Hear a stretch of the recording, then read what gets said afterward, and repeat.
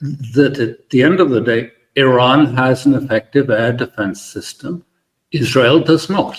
In an eye-opening interview on the Judging Freedom channel, Judge Napolitano spoke with Alistair Crook, a former MI6 figure and current director of Conflicts Forum. Judge Napolitano began by asking if Israel's leadership truly understands the strength of Iran's defenses. Crook responded with stark clarity, stating that Israel must now declare victory, a victory that appears more symbolic than strategic. This is because the strategic reality has shifted. If Russia indeed provided Iran with an advanced anti-stealth missile system, then Israel's long-assumed advantage of stealth technology is effectively neutralized.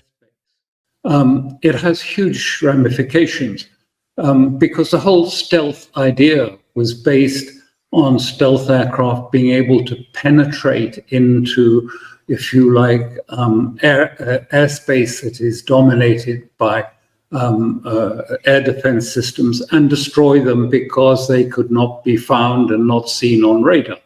Well, clearly, if that doesn't hold, the whole concept, and this could impact on the whole of the Western sort of defense concept, on the fact that, I mean, what we're saying in the end is, that at the end of the day, Iran has an effective air defense system. Israel does not. Crook emphasizes that such a development would impact not only Israel, but potentially the entire Western defense strategy that relies on air superiority and stealth technology. The reality on the ground echoes Crook's analysis. Iran's fortified air defenses pose a serious obstacle to any Israeli plans for direct strikes, especially when considered alongside the recent challenges Israel has faced closer to home in Lebanon. Israel, as little America, therefore had the ability to go and bomb Iran. Well, it was aborted, and they fired a few long-range missiles from 70 to 100 kilometers, but there's no way those missiles would be accurate because they rely on old GPS. They are sort of pre-configured with old GPS, and then they have to get, new, if you like. At the end, they have to have, if you like, new data provided to get their target. Otherwise, you're just firing them blindly. And it seems that's what more or less has happened. They sort of fired blindly because they loaded up with these missiles. They couldn't get onto it. They met this unexpected air defense system around Tehran, and they called it all off. 2 and 3, the big bombing didn't take place, so the damage was minimal. Iran's fortified air defenses pose a serious obstacle to any Israeli plans for direct strikes, especially when considered alongside the recent challenges Israel has faced closer to home in Lebanon. Crook points out that Israel's Golani Brigade, once seen as an elite force, recently suffered heavy casualties, losses that the Israeli media have described as catastrophic. In Crook's words, Israel's defensive strategy is beginning to unravel. Did the IDF suffer serious casualties in the past 4 or 5 days in South Lebanon? Huge.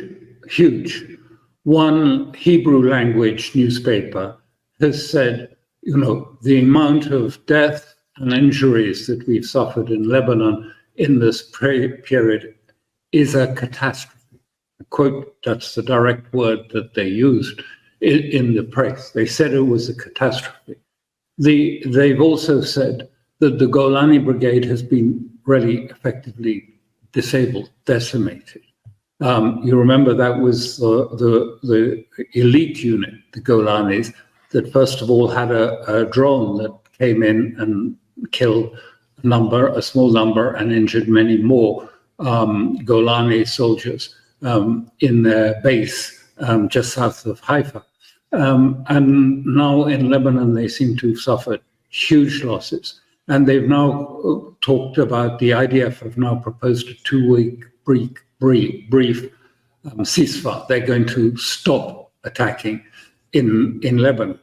But Hezbollah have responded by saying, okay, but now you have to evacuate 20 settlements in the north because these are being used by Israeli troops as staging grounds and, if you like, meeting places before they incurse into Lebanon, and we're now going to attack those. So we advise all you civilians to leave, and they are. Lots of them are leaving. It's a really, really difficult situation for Israel, and there are not just General Brink, but there are also other generals saying we have to find a settlement.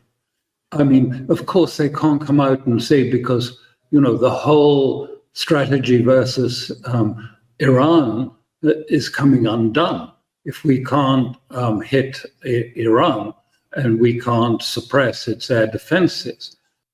As Israeli civilians evacuate settlements in the north due to Hezbollah's pressure, Crook underlines the shift in regional dynamics.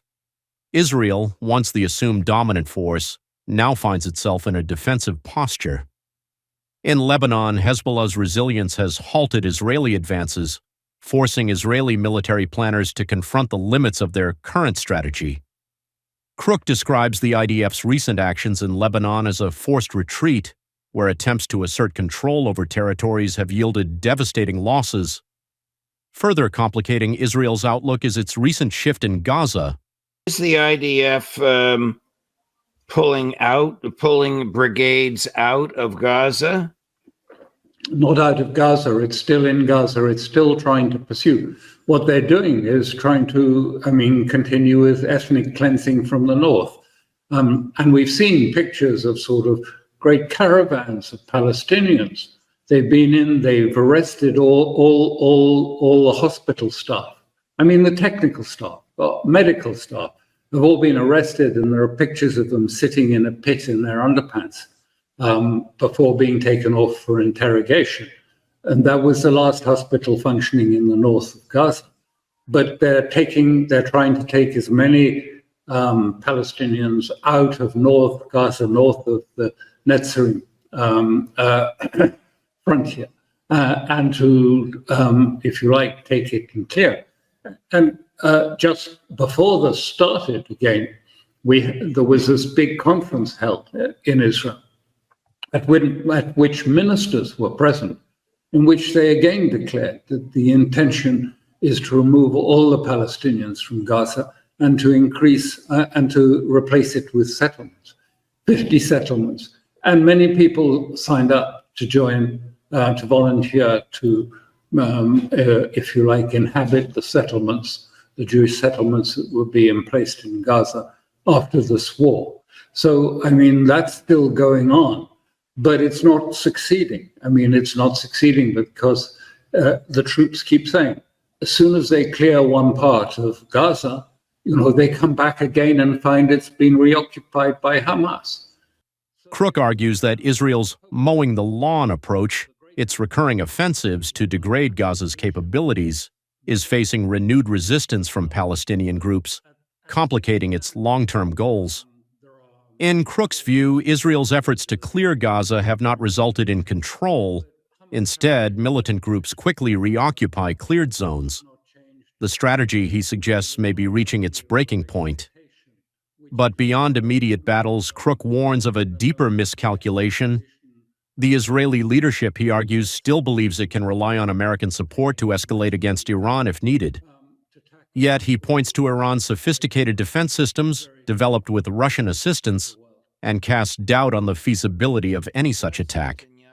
If the United States, too, faces similar barriers, Crook implies that Israel's reliance on Western support could be misguided. An attack on Iran could trigger catastrophic regional escalation. Ultimately, Crook frames the situation as a clash of ideological visions. On one side is Israel, attempting to implement Western-style military strategy with advanced but limited manpower. On the other, Hezbollah and Iran, who, according to Crook, approach warfare with a very different mindset, one that embraces sacrifice and long-term resilience. In Crook's view, the Israeli government's approach may be ill-suited to confront adversaries committed to outlasting it through patience and persistent resistance. In closing, Crook's message is clear. Israel's path forward is fraught with peril.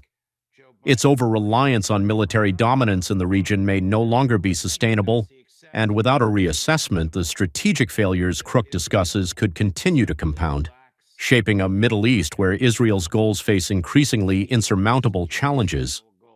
The Atlantic Council has just come out with a paper, which is to try and lay out the sort of the landscape, the map for a war with Iran over the next 4 years, whoever wins the election, both for, if you like, the Republican and the Democrats. The Atlantic Council, which I think has something like, does it have 6 or 7 former heads of the intelligence services on its board, has come out saying we must have a plan to take forward and to build on what Iran has done for the next 4 years in order to attack and destroy Iran. Now, whether that is grounded in any realistic understanding of, what has happened in Ukraine, what has happened in terms of the what I keep calling is the military revolution, which has changed the whole balance between air-led, operations, which the West is still completely stuck in, the sort of Second World War massive plane flotillas of planes using conventional bombing, and the world of drones, smart missiles, and missile warfare.